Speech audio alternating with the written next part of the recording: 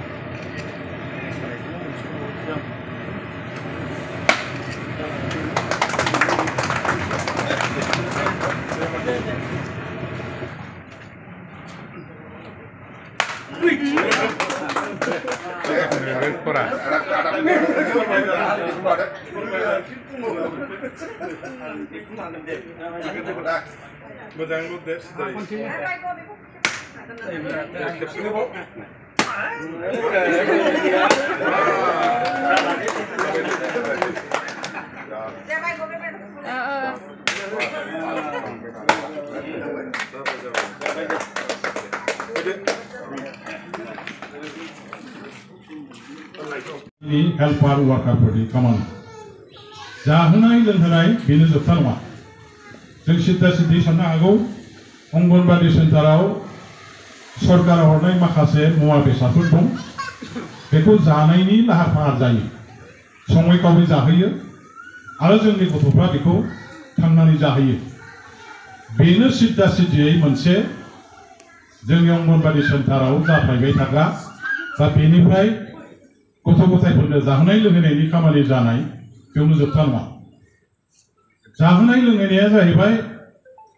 जोंनि गोबां गरिब गुन्द्राफोरनि गथ' गथायफोर दं न'खरफोर दं जायफ्रा सासे गथ' गोरलैया जोनोम जानायनिफ्राय 6 बोसोरसिमहालागै गोग्गो देहानि सासे गथ' जानांगौब्ला देहा मोदोम गोसो जिउआ राफोद जानांगौबा बेमार आजार गैयै जानांगौब्ला बेनि थाखाय बे समनि बे बैसोनि गथ'फ्रा माखासे मुवा बेसादखौ मोनजाथारनांगोन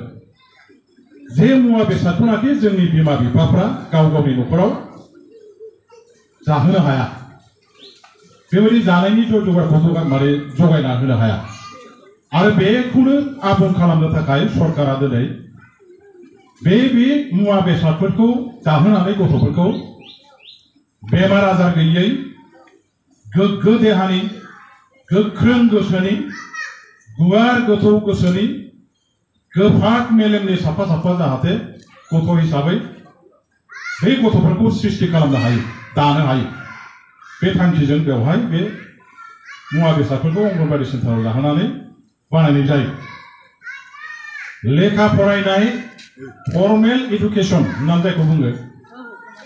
जे फरायसालियाव एलपि स्कुलाव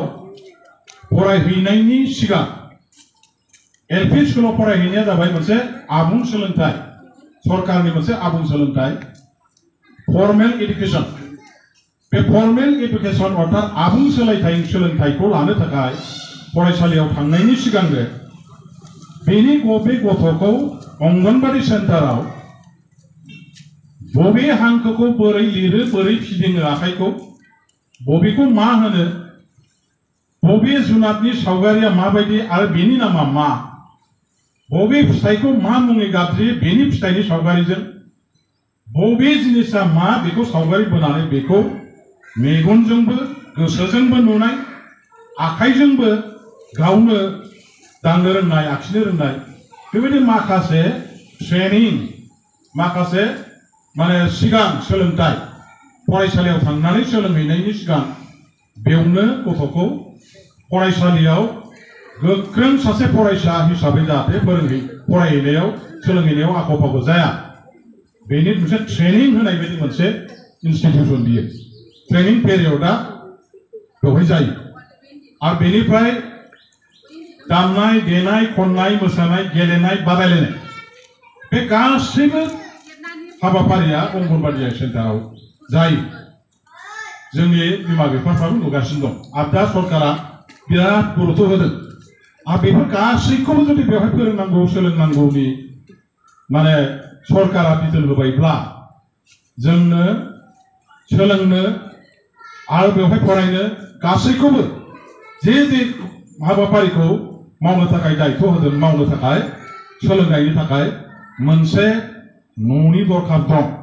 गोबां अंगनबाड़ी सेन्टारफोर दं न' गैया मोसौ गलि बायदि सोरनिबा न'आव भारा लानानै सोलिनायबो दं बबेबा बिफां लाइफांनि सिङावबो बेबायदि अंगनबाड़ी सेन्टार सालायनाय दं बबेबा एलपि स्कुलाव सालायनांनाय अबस्था बेबायदिबो दङ दा सरकारा जुदि गासैखौबो बेयावनो फोरोंनाय सोलोंनायखौ जुदि जागायनो ट्रेनिं होनो होनना जुदि गथ'फोरनि साइस्थ' देहा मोदोम गोसो जिउखौ जुदि गोग्गो हिसाबै गोख्रों हिसाबै दानो फोरोंनाय गियान लानायनि मोनसे बेखौ जुदि अनुष्ठान हिसाबै थावनि हिसाबै जुदि सानबायबा बेयाव मोनसे मोजां सेन्टारनि न' गायसननांगौ होननानै न'नि दरखार दं होननानै अंगनबाड़ी सेन्टारफोरखौ दा मडेल अंगनबाड़ी सेन्टार हिसाबै नाम होनानै लुनायनि हाबाफारिखौ लादों दासिमहालागै 6-7थासो अंगनबाड़ी सेन्टारनि न'आ लुखांनानै बेबायदि बेखेवनाय जाबाय आरो बेबायदि गोबां लुगासिनो दङ दा हयथ' बावैसोनो जागोन दिनैबो आङो बे माबायावहाय मा होनो जोङो गाबोन जोंनि बे माबायाव गरजानाव अबयसे बे कसुगाव ब्लकआव गोग्लैयो गरजान होननाय जायगायाव बेखौ बेखेवहैगोन ओमफ्राय दतमा CDPOनि आन्दारावनो जाहाबै 3 नाम्बार बुथियापारा दं बेखौबो गाबोन बेखेवनाय जागोन बेनि थाखाय आं दा दहाय एसे सिगां रायज्लायनानै दिन्थाइखौ थिग खालामहरबाय आरो देग्लाय थिग बेबायदिनो गासै गोदान न' लुनो थाखाय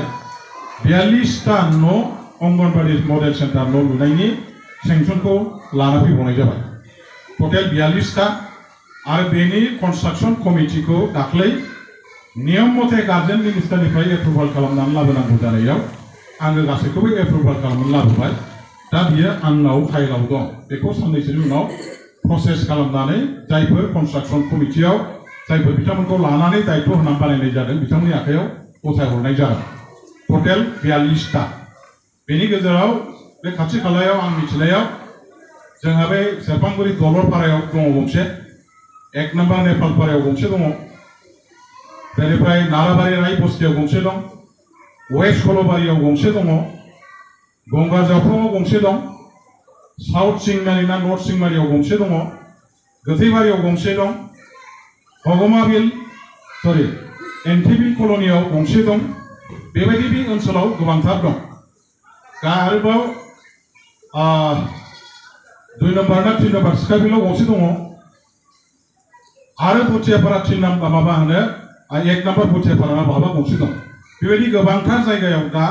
दङ जा गासै 42टा এই बोसोराव लुबावनाय जागोन आरो फैगौ बोसोराव जेराव गैया जोङो CDPO बिथांमोननिफ्राय लायो लिस्टखौ बेनिफ्राय बै गामियाव सोंहरनाय जायो बाहाय हा दंना गैया जे सेन्टाराव न' गैया बिनि लिस्टखौ बिथांमोनहा जोंनो हरो बे सेन्टारखौ नायै जोङो गुरुत्वखौ बुजिनानै जायगानि बै ओनसोलनि आइआफारा जोंनिफ्राय खबर लायो हा दंना गैया बेखौ जुदि हा दङ होनोबा एरिया बेसिसाव बिदि नायै खोख्लैनाय जायो गासै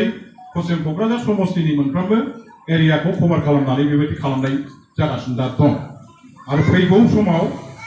देग्लाय जे मोनसे आरोबाव एल'केसन होगोन